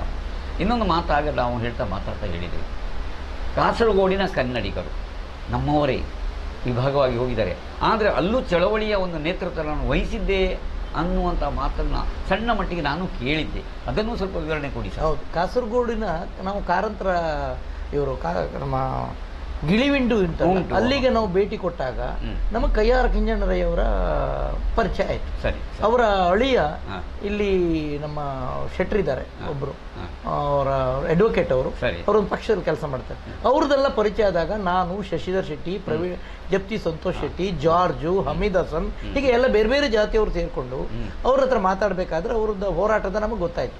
ನಾವು ಏನ್ ಮಾಡಿದ್ವಿ, ಕಾಸರಗೋಡು ಚಲೋ ಅಂತ ಒಂದು ಹೋರಾಟ ಮಾಡಿದ್ವಿ. ಮಾಡುವಾಗ ನಮ್ಗೆ ಗಡಿ ದಾಟಿ ಹೋಗ್ಲಿಕ್ಕೆ ಆಗಿಲ್ಲ. ಕೆಲವು ಜನರಿಗೆ ಹೊಡೆದು, ಕೆಲವು ಜನ ತಲೆ ಹೊಡೆದೋಗಿ, ಅದರಲ್ಲಿ ಒಬ್ಬರು ಜಪ್ತಿ ಸಂತೋಷ್ ಶೆಟ್ಟಿ ಅಂತ ಈಗ IAS ಕಾಲೇಜ್ ನಡೆಸ್ತಾ ಇದ್ದಾರೆ ಬೆಂಗಳೂರಲ್ಲಿ. ಅವ್ರಿಗೆ ನಾಡ್ದಿನ ಕನ್ನಡ ಕಟ್ಟೆದಾಗಿ 20 ವರ್ಷಕ್ಕೆ ಅವ್ರನ್ನ ಸನ್ಮಾನ ಮಾಡ್ತಿದ್ವಿ. ನಾವು ಅಲ್ಲಿ ಗಡಿ ದಾಟಿ ಹೋಗ್ಲಿಕ್ಕೆ ಪ್ರಯತ್ನ ಪಟ್ವಿ.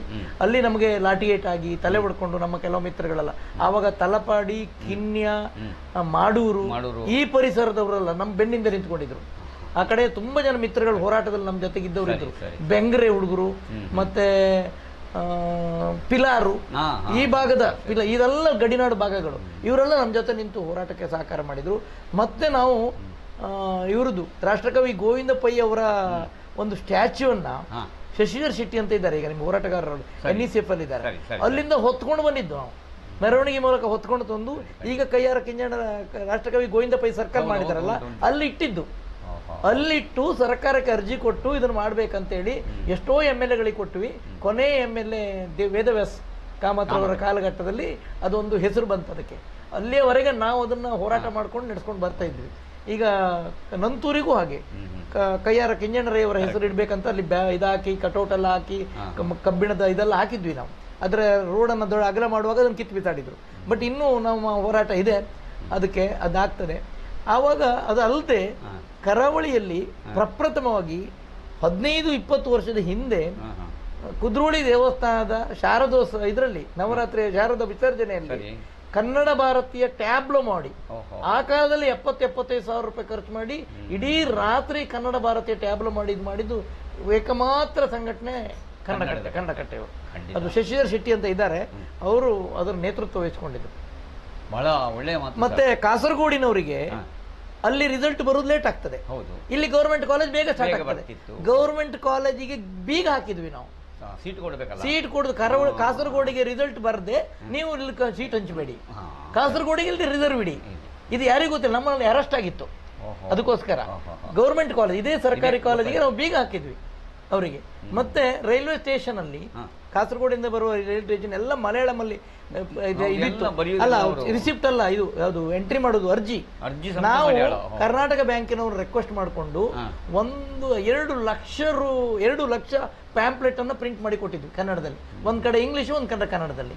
ಮತ್ತೆ ಇಲ್ಲಿ ಬೋರ್ಡ್ ಎಲ್ಲ ಕನ್ನಡದಲ್ಲಿ ಇದ್ದಿದ್ದಾಗ ಎಲ್ಲ ಕಲ್ಲು ಹೊಡಿತಿದ್ರು. ನಾವೇನ್ ಮಾಡಿದ್ವಿ, 2,000 ಗುಲಾಬಿ ಹೂವನ್ನ ಮಂಗಳೂರಿಗೆ ಕೊಟ್ಟಿದ್ದೇವೆ 20 ದಿನದಲ್ಲಿ. ಎಲ್ಲ ಶಾಪಿಗೆ ಹೋಗಿ ದಯವಿಟ್ಟು ಗುಲಾಬಿ ಹೂ ಕೊಟ್ಟು ಕನ್ನಡದಲ್ಲಿ ಬೋರ್ಡ್ ಹಾಕಿ ಅಂತ. ಬೋರ್ಡ್ ಹಾಕಿ ಹೊಡೆಯುವುದಲ್ಲ, ಕಲ್ಲು ಹೊಡಿದಲ್ಲ, ಬೋರ್ಡ್ ಕೊಟ್ಟು ಹೂ ಕೊಟ್ಟು ಏನಕ್ಕೆ ಯಾಕೆ ಅಂತ ಕೇಳಿದಾಗ ಬೋರ್ಡ್ ಒಂದು ಕನ್ನಡದಲ್ಲಿ ಹಾಕಿ ಅಂತ. ಈ ರೀತಿ ಇದು ಯಾರು ರಾಜ್ಯದಲ್ಲಿ ಮಾಡಿಲ್ಲ, ನಮ್ಮ ನೋಡಿ ಅವರು ಇದು ಮಾಡಿದ್ದು. ಮತ್ತೆ ಇದು ಹಗಲು ರೈಲು, ಎಲ್ಲಿಗೆ ಮಂಗಳೂರಿಗೆ ಕಾರವಾರದ ಹಗಲು ರೈಲು ಬರಲಿಕ್ಕೆ ನಾವು ರಾಜಧಾನಿ ಎಕ್ಸ್ಪ್ರೆಸ್ ಅನ್ನು ನಿಲ್ಲಿಸಿ ನಮ್ಮೇಲೆಲ್ಲ 10 ಕೇಸ್ ಇದೆ, ನಿಲ್ಲಿಸಿದ್ವಿ ಹಗಲು ರೈಲಿಗೋಸ್ಕರ. ನೇತ್ರಾವತಿ ಹೋರಾಟಕ್ಕೆ ಒಂದು ಚಳುವಳಿ ಮಾಡಿದ್ವಿ ನಾವು, ಮಾತಾಡು ಮಂಗಳೂರು ಮಾತಾಡು. ಈವಾಗಲೂ ಎಲ್ಲ ಯಾರಿಗೂ ಗೊತ್ತಿಲ್ಲ, ಮಂಗಳೂರಿನಲ್ಲಿ ಒಂದು ಕಾನ್ಸೆಪ್ಟ್ ಇದೆ, ಕನ್ನಡವೇ ಸತ್ಯ ತುಳು ನಿತ್ಯ, ಮಾತಾಡು ಮಂಗಳೂರು ಮಾತಾಡು. ಇದು ನಾವು ಕನ್ನಡ ಕಟ್ಟೆಯವರು ಕಾಯಿನ್ ಮಾಡಿದ್ದು. ಇವಾಗ ನೀವು ನೋಡ್ಬೋದು ಕೆಲವು ಕಡೆ ಕಟೌಟ್ ಎಲ್ಲ ಹಾಕ್ತೇವೆ, ಮಾತಾಡು ಮಂಗಳೂರು ಮಾತಾಡು, ಕನ್ನಡವೇ ಸತ್ಯ ತುಳು ನಿತ್ಯ.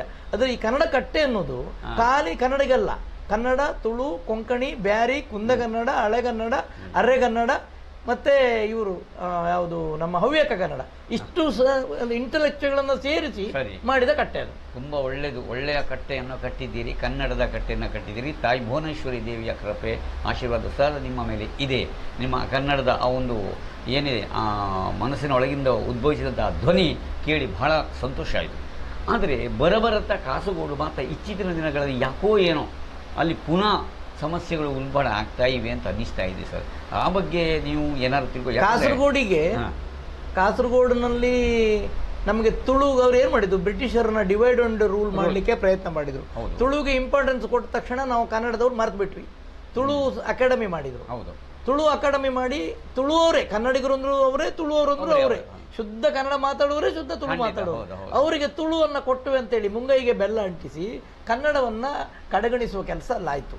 ನಮ್ಗೆ ತುಳುವಲ್ಲಿ ಸಿಕ್ಕಿತ್ತು, ತುಳು ಅಕಾಡೆಮಿ ಮಾಡಿದ್ರು, ತುಳು ಇದು ಮಾಡಿದ್ರು ಅಂತೇಳಿ ಕನ್ನಡವನ್ನು, ಯಾಕಂದ್ರೆ ನನಗೆ ಗೊತ್ತಿದ್ದಾಗೆ ನಮ್ಗಿಂತ ಮಂಗಳೂರಿಗಿಂತ ಶುದ್ಧ ಸ್ವಚ್ಛ ಕನ್ನಡವನ್ನ ಕಾಸರಗೋಡಿಯಲ್ಲಿ ಮಾತಾಡ್ತಾರೆ ಇವಾಗಲೂ.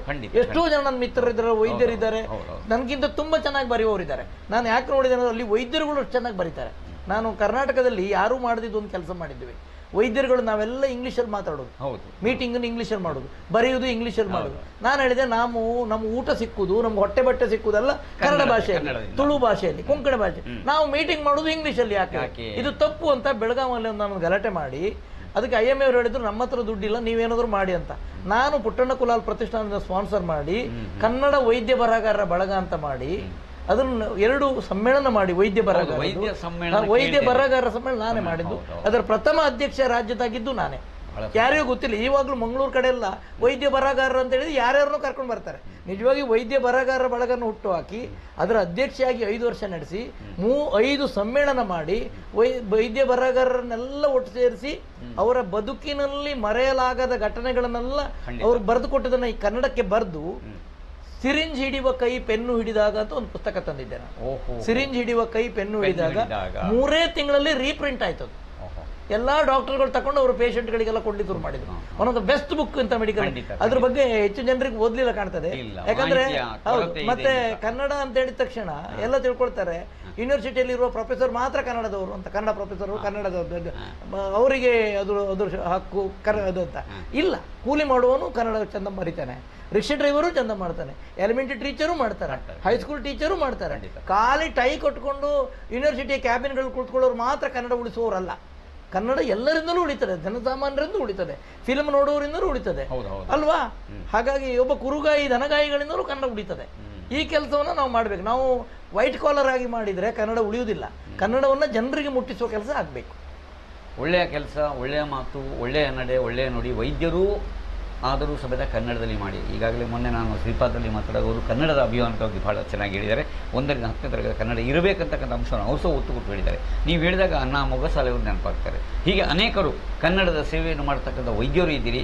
ವೈದ್ಯ ಸಾಹಿತ್ಯದ ಪ್ರಥಮವಾದಂಥ ಆ ಒಂದು ಮೆರಗು ಅಥವಾ ಆ ಕಿರೀಟ ನಿಮಗೆ ಸಲ್ಲುತ್ತದೆ ಅಂತೇಳಿ ಈ ಸಂದರ್ಭ ನಮ್ಮ ಒಂದು ಮನದಾಳದ ಮಾತಿನಿಂದ ಹೇಳಿದ್ದಾರೆ.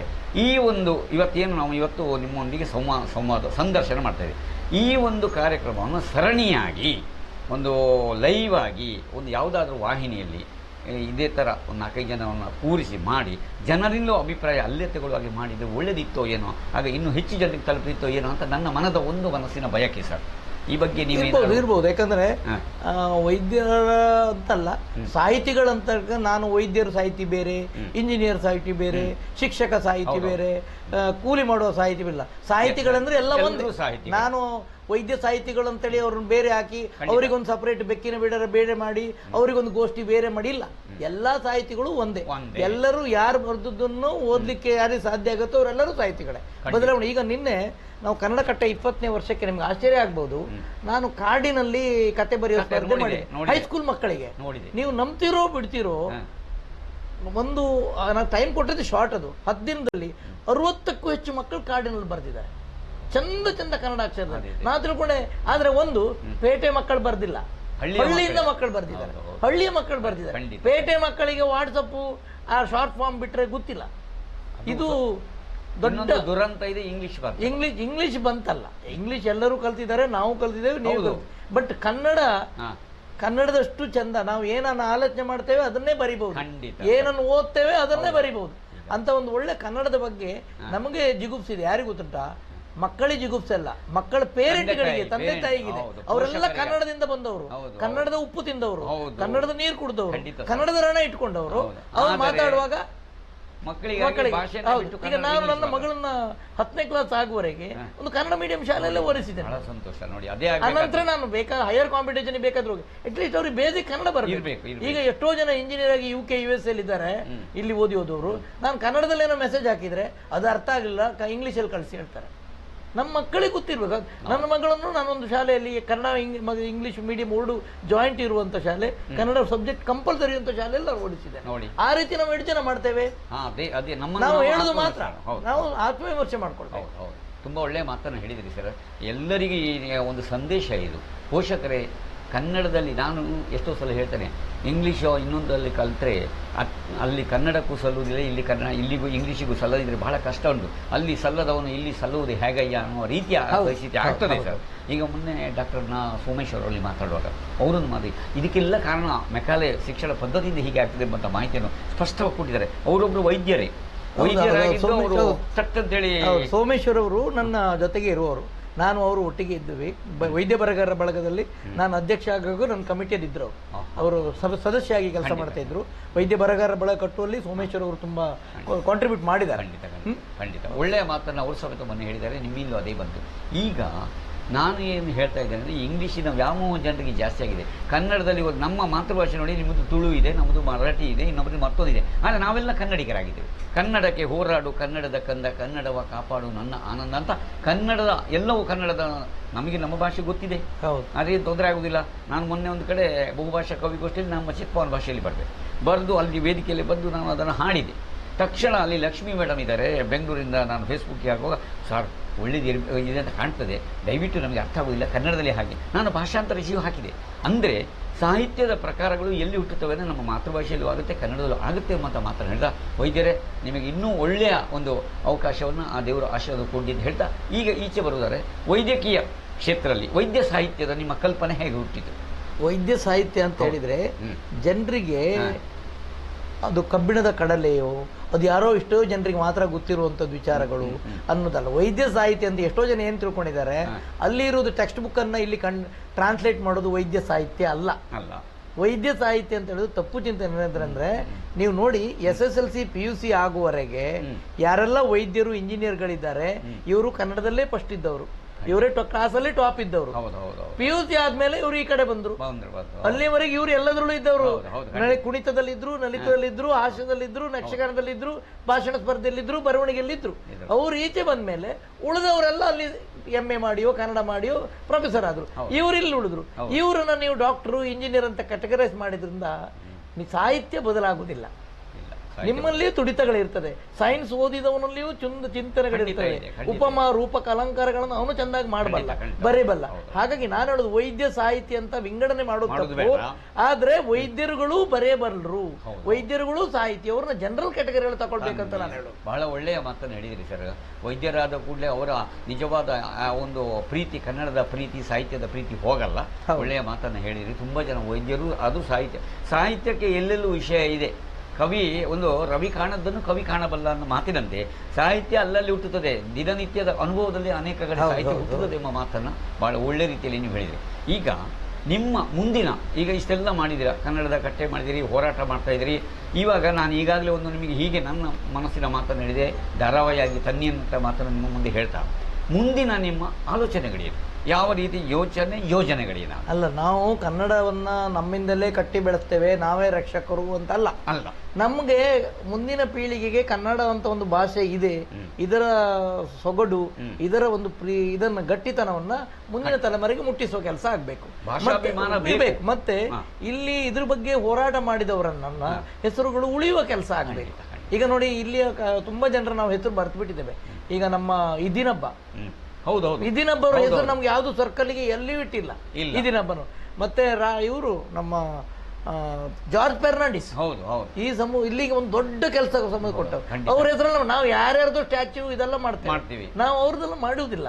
ನಾವು ಇವರು ಕೆಲವರದೆಲ್ಲ ಹೆಸರುಗಳು ಶಾರ್ಟ್ ಫಾರ್ಮ್ ಆಗಿಬಿಟ್ಟಿವಿ. PM ರಾವ್ ರಸ್ತೆ, ಪಂಜೆ ಮಂಗೇಶ್ ರಾವ್ ರಸ್ತೆ ಅಂತ ಯಾರಿಗೂ ಗೊತ್ತಿಲ್ಲ. ಇವತ್ತು ಆ ನೇತ್ರಾವತಿ ಬ್ರಿಡ್ಜಿಗೆ ಕಾರಣರಾದವರು ನಮ್ಮ ಕನ್ನಡಿಗರು. ಹೌದು, ಕಾರಂತರ ಹೆಸರು ರೋಡಿಗೆ ಇಟ್ಟಿದ್ದಾರೆ, ಅದು ಎಲ್ಲುಂಟು ಅಂತ ನಮ್ಗೆ ಗೊತ್ತಿಲ್ಲ. ಅದ್ರ ಕೋಟ ಶಿವರಾಮ ಕಾರಂತರ ಇದ್ದದ್ದು ಅದೆಂಥದ್ದು KS ರಾವ್ ರೋಡ್ ಅಂತೂ ಬೇರೆ ಆಗ್ಬಿಟ್ಟಿದೆ. ಇವತ್ತು ನೀವು ಹೇಳೋದು ಗೊತ್ತಾಗುತ್ತೆ, ಸಾಹಿತ್ಯ ಎಂಬುದು ಏನಾಗಿದೆ ಅಂದರೆ ಕೇವಲ ಸಾಹಿತ್ಯಗಳಿಗೆ ಮಾತ್ರ ಸಂಬಂಧಿಸಿದೆ ಅನ್ನತಕ್ಕಂಥ ರೀತಿಯ ವಾತಾವರಣ ಇದೆ.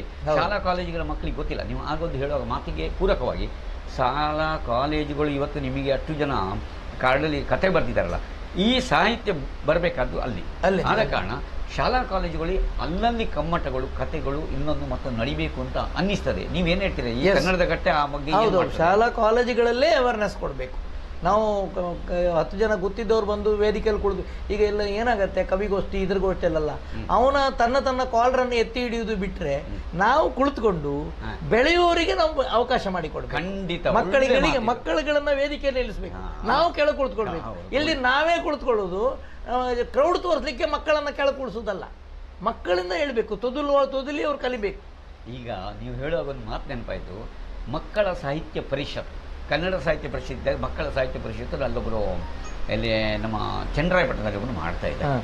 ಆ ಹಿನ್ನೆಲೆಯಲ್ಲಿ ಅವರಿಗೆ ಯಾವುದೇ ರೀತಿಯ ಸಾಹಿತ್ಯ ಪರಿಷತ್ ಅವರಿಗೆ ಇನ್ನೂ ಸಮೇತ ಮಾನ್ಯತೆ ಕೊಡಲಿಲ್ಲ. ನಾನು ಹೇಳುದು ಅವರನ್ನು ತೆಗೆಯಲಿ, ಮಕ್ಕಳಿದ್ದೇ ಸಾಹಿತ್ಯ, ಮಕ್ಕಳೇ ಅಧ್ಯಕ್ಷ, ಮಕ್ಕಳೇ ನಿರ್ವಹಣೆ.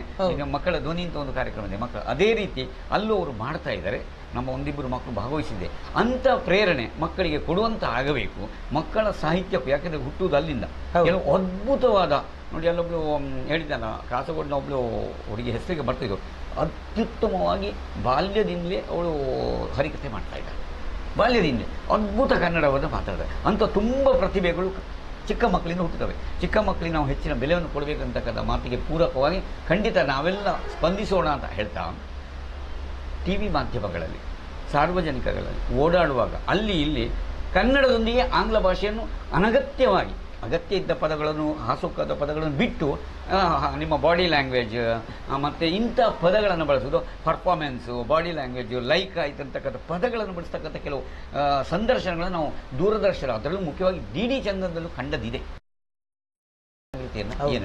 ಸಮಾಜಮುಖಿಯಾಗಿರುವವರು, ಸಮಾಜದಲ್ಲಿ ಮುಖವಾಣಿಯಾಗಿ ಇರುವವರು ಆದಷ್ಟು ತಪ್ಪುಗಳನ್ನ, ಸ್ಪಷ್ಟವಾಗಿ ಉಚ್ಚಾರಗಳನ್ನ ಆದಷ್ಟು, ಈಗ ನಾನು ವೈದ್ಯ, ನಾನು ಇಡೀ ದಿನ ಪಾಠ ಮಾಡೋದು, ಇದು ಮಾಡೋದೆಲ್ಲ ಇಂಗ್ಲಿಷಲ್ಲೇ, ಬರೆಯುವುದೆಲ್ಲ ಇಂಗ್ಲಿಷಲ್ಲೇ ಇದರಲ್ಲಿ. ಆದ್ರೆ ನನಗೆ ನಾನು ಮನಸ್ಸು ಮಾಡಿ ಕುಳಿತುಕೊಂಡ್ರೆ 2 ಗಂಟೆ ಹೊತ್ತುಗಳ ಕಾಲ ನಾನು ಕನ್ನಡದಲ್ಲಿ ಮಾತಾಡಬಲ್ಲೆ ವಿದೌಟ್ ಒಂದು ಕನ್ನಡ ಇಂಗ್ಲಿಷು ಉಪಯೋಗಿಸಿದೆ. ಆ ರೀತಿ ಗಟ್ಟಿತನ ನಮ್ಮ ಉದ್ಘೋಷಕರಲ್ಲಿ, ನಮ್ಮ ಕಾರ್ಯಕ್ರಮಗಳನ್ನ ನಿರೂಪಣೆ ಮಾಡುವವರಲ್ಲಿ ಇದು ಬೇಕು. ಯಾಕಂದ್ರೆ ಈಗ ಏನಾಗಿದೆ, ಕನ್ನಡ, ಇಂಗ್ಲಿಷು, ಹಿಂದಿ, ತುಳು ಎಲ್ಲ ಮಿಕ್ಸ್ ಮಾಡಿದ್ರೇನೆ ಅವ್ನು ದೊಡ್ಡ MC ಮಾಡುವವನು ಅಂತ ಆಗ್ತಾನೆ. ಇಲ್ಲ, ಅದಲ್ಲ, ಅದು MC ಅಲ್ಲ, ಅದು ಬೇರೆ. ಸಾಹಿತ್ಯಿಕ ರೀತಿಯಲ್ಲಿ ಜನರನ್ನ ರಂಜಿಸುವುದು ಬೇರೆ, ಸಾಹಿತ್ಯಕ್ಕೆ ಒಂದು ಗಟ್ಟಿತನ ಕೊಡುವುದು ಬೇರೆ. ಖಂಡಿತ. ಯಾಕಂದ್ರೆ ಕೋಟ ಶಿವರಾಮ ಕಾರಂತರು ನೀವು ನೋಡಿರ್ಬೋದು, ಒಂದು ಹೆಜ್ಜೆ ತಪ್ಪಿದ್ರೆ ಕೆನ್ನೆ ಹೊಡಿತಿದ್ರು ಯಕ್ಷಗಾನದಲ್ಲಿ, ನೀವು ನೋಡಿರ್ಬೋದು. ಆ ರೀತಿ ನಮ್ಮ ಹಿರಿಯರನ್ನ ಬೆಳೆಸ್ಬೇಕು. ಈಗ ಮಕ್ಕಳಿಗೆ ಆ ರೀತಿ ಚಿಂತನೆ ಮೂಡಿಸ್ಬೇಕು. ನಾವು ಕನ್ನಡ ಕಟ್ಟೆಯವರು ಈಗ ನಾವು ಪ್ರೇರಣೆ ಪಂಡ್ರು ಆ ಮಕ್ಕಳ ಅವರು ಕಾಡಿನಲ್ಲಿ ಕತೆ ಬರ್ತಾರಲ್ವ, ಅಂಚೆ ಕಾಡಿನಲ್ಲಿ, ಅದರಿಂದ ನಮ್ಗೆ ತುಂಬಾ ಖುಷಿ ಆಯ್ತು. ನಾವೇನು ಮಕ್ಕಳಿಗೆ ಆ ರೀತಿಯ ಪ್ರೇರಣೆ ಕೊಡ್ಬೇಕು. ಹಿರಿಯವ್ರನ್ನ ಎಂತಿದ್ರು ಬೆಳೆದಾಯ್ತು, ಅವ್ರಿಗೇನು ಕೊಡ್ಲಿಕ್ಕಿಲ್ಲ, ಮಕ್ಕಳಿಗೆ ಏನಾದರೂ ಆ ರೀತಿ ಮಾಡ್ಬೇಕು ಅನ್ನೋ ಚಿಂತನೆ ಕನ್ನಡ ಕಟ್ಟೆ. ತುಂಬಾ ಒಳ್ಳೆಯ ಮಾತನ್ನು ಹೇಳಿದ್ರಿ. ಕೇರಳ ರಾಜ್ಯ ಕನ್ನಡ ಬರಹಗಾರ ಸಂಘದ ಅಧ್ಯಕ್ಷನಾದ ನಾನು ಸಮೇತ ಈಗ ಕೆಲವು ಕಾರಣಾಂತರಗಳಿಂದ ಸ್ವಲ್ಪ ಚಟುವಟಿಕೆ ಹಿಂದೆ ಇಟ್ಟಿದ್ದೇವೆ, ಆದರೆ ಈ ಕೆಲಸವನ್ನೇ ಮಾಡಿದ್ದೇವೆ. ಅದರ ಜೊತೆಗೆ ಕೇರಳದಲ್ಲಿ ಇದ್ದ ಕಾರಣ ಓಣಮೂ ಆಚರಿಸಿದ್ದೇವೆ, ದಸರಾವನ್ನು ಆಚರಿಸಿದ್ದೇವೆ. ಒಂದು ನಾಡಲ್ಲಿ ಇದ್ದ ಮೇಲೆ ಅದು ಮಾಡಬೇಕು, ಮಾಡಬೇಕು ಅಂತಕ್ಕಂಥ ದೃಷ್ಟಿಯಿಂದ ನಾವು ಮಾಡಿದ್ದೇವೆ ಸರ್. ಇನ್ನೊಂದು ಮಾತು ನೀವು ಹೇಳುವಾಗ ನೆನಪಾಯಿತು, ನಾನು ಕರ್ನಾಟಕದಲ್ಲಿ 12-13 ವರ್ಷಗಳ ಕಾಲ ಇಂಗ್ಲಿಷ್ ಅಧ್ಯಾಪಕ.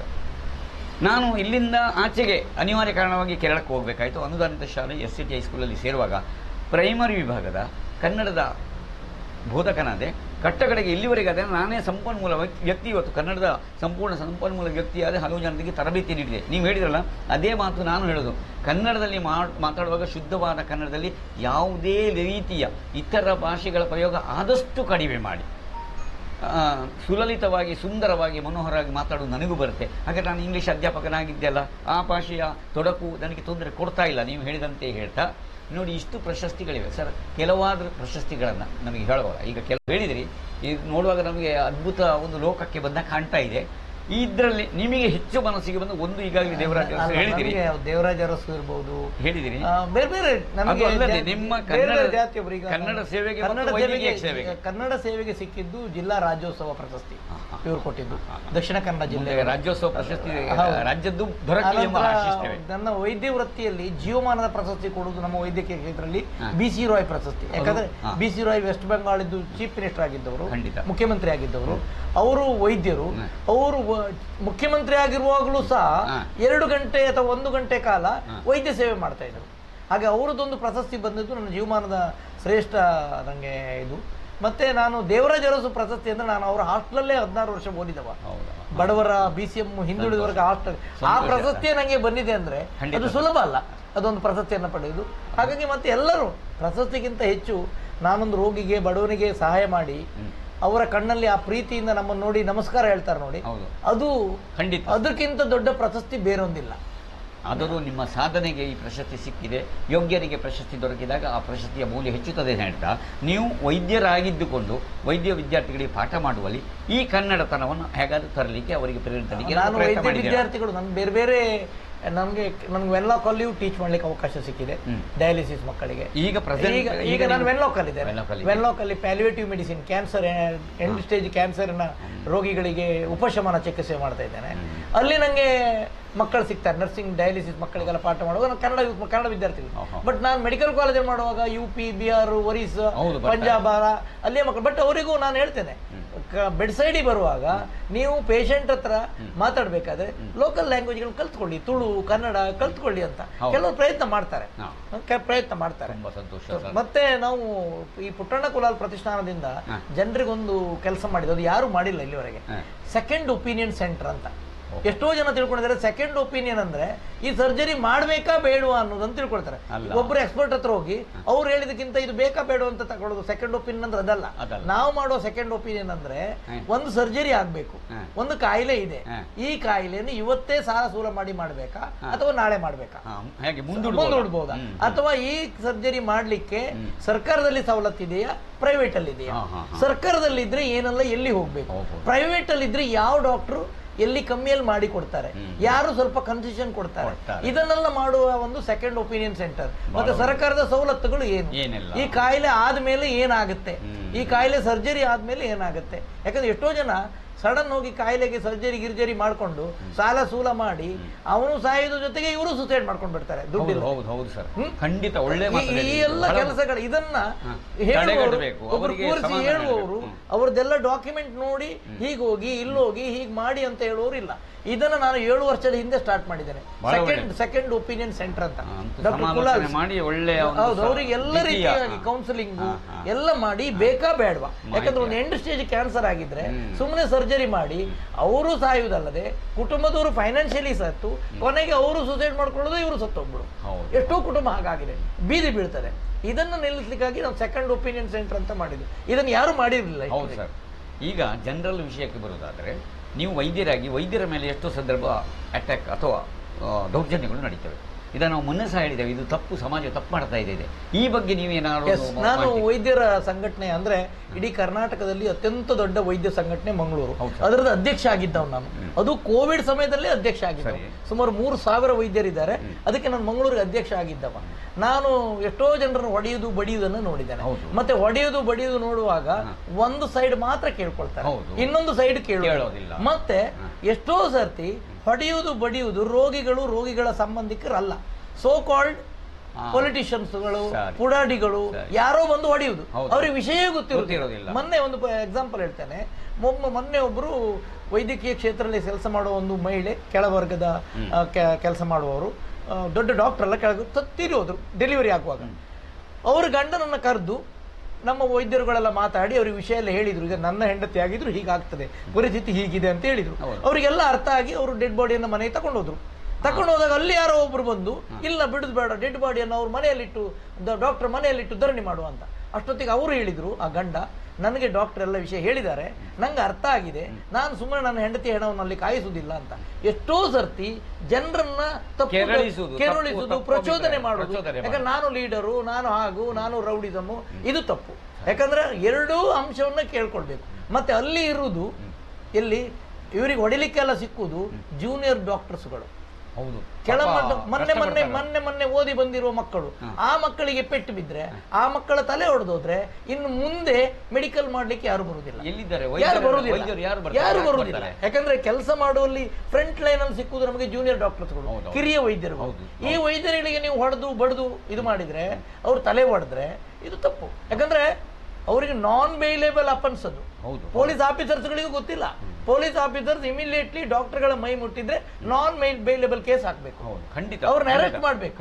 ಇದನ್ನ ಮಾಡೋದಿಲ್ಲ, ಇವರು ರಾಜ್ಯ ಪಂಚಾಯತಿ ಮಾಡ್ಲಿಕ್ಕೆ ನೋಡ್ತಾರೆ. ಪೊಲೀಸ್ ಅಧಿಕಾರಿಗಳು ಈ ಬಗ್ಗೆ ಗಮನ ಹರಿಸಬೇಕು. ನಾನು ಹೇಳುದು, ನಾನೊಬ್ಬ ವೈದ್ಯನಾಗಿ 25 ವರ್ಷ ನಾನು ಕೆಲಸ ಮಾಡಿದ್ದೇನೆ. ನಾನು ಒನ್ ಆಫ್ ದ ಸೀನಿಯರ್ ಕುಟುಂಬ ವೈದ್ಯ ಮಂಗಳೂರಿಂದು. IMA ಅಂತ ದೊಡ್ಡ ರಾಷ್ಟ್ರ NGO, ಅದು ನ್ಯಾಷನಲ್ ಬಿಗ್ಗೆಸ್ಟ್ NGO, ಅದರದ್ದು ನಾನು ರಾಜ್ಯ ಮಟ್ಟದಲ್ಲಿ ರಾಷ್ಟ್ರ ಮಟ್ಟದಲ್ಲಿ ಕೆಲಸ ಮಾಡಿದವನು. ಕಾನೂನುಗಳನ್ನು ತರ್ತೀರಿ, ಆ ಕಾನೂನುಗಳಿಗೆ ಹಲ್ಲಿಲ್ಲಿರೋಲ್ಲ, ಹಲ್ಲಿರುವಂತ ಕಾನೂನುಗಳನ್ನು ತರಬೇಕು, ವೈದ್ಯರನ್ನ ಉಳಿಸ್ಬೇಕು. ಇಲ್ಲದಿದ್ರೆ ವೈದ್ಯ ಪ್ರತಿ ಈಗ ಡಾಕ್ಟರ್ ಮಕ್ಕಳು ಡಾಕ್ಟರ್ ಆಗ್ಲಿಕ್ಕೆ ರೆಡಿ ಇಲ್ಲ, ಎಲ್ಲ ನಂಗೆ ಬೇಡ ಅಂತ ಹೇಳಿ ಅವ್ರು ಇಂಜಿನಿಯರ್ ಏನೋ ಮಾಡ್ಕೊಂಡು ಬಿಸ್ನೆಸ್ ಮಾಡ್ತಾರೆ. ಹಾಗಾಗಿ ಕೊನೆಗೊಂದಿನ ನಮ್ಗೆ ವೈದ್ಯ ವೃತ್ತಿಯಲ್ಲಿ ಜನಗಳೇ ಸಿಕ್ಕುದಿಲ್ಲ. ಈ ಕ್ವಾಲಿಫೈಡ್, ಹೌದು, ಬಡವರು ದುಡ್ಡಿದ್ದವರು ಅಮೆರಿಕಕ್ಕೋ ಸಿಂಗಾಪುರಕ್ಕೆ ಹೋಗಿ ಟ್ರೀಟ್ಮೆಂಟ್ ಮಾಡ್ಕೊಂಡು, ಬಡವರಲ್ಲಿ ಬಡವರಿಗೆ ಸಿಗುದಿಲ್ಲ. ಹಾಗಾಗಿ ವೈದ್ಯರ ಮೇಲೆ ದಾಳಿ ಮಾಡೋದಂದ್ರೆ ನಮ್ಮ ಬದುಕಿನ ಮೇಲೆ ನಾವು ದಾಳಿ ಮಾಡ್ಕೊಳ್ಳೋದು. ಬಹಳ ಒಳ್ಳೆಯ ಮಾತು ಸರ್. ನಾವು ಅದನ್ನು ಹೇಳುದು ವಾಹಿನಿಯ ಮೂಲಕ. ವೈದ್ಯರಿಗೆ ಅಂದರೆ ವೈದ್ಯೋ ನಾರಾಯಣ ಹರಿ ಅಂತ ಹೇಳ್ತೇವೆ. ವೈದ್ಯರು ಜೀವ ಉಳಿಸೋರು, ಜೀವ ತೆಗೆಯೋರಲ್ಲ. ಮತ್ತೆ ಜೀವ ನಮ್ಮ ಕೈಯಲ್ಲಿ ಇಲ್ಲ, ಅದೆಲ್ಲ ಭಗವಂತನ ಇಚ್ಛೆ. ಆದರೆ ಅವರ ಪ್ರಯತ್ನ ಅವರು ಕೊನೆಯ ಗಳಿಗೆವರೆಗೆ ಮಾಡ್ತಾರೆ.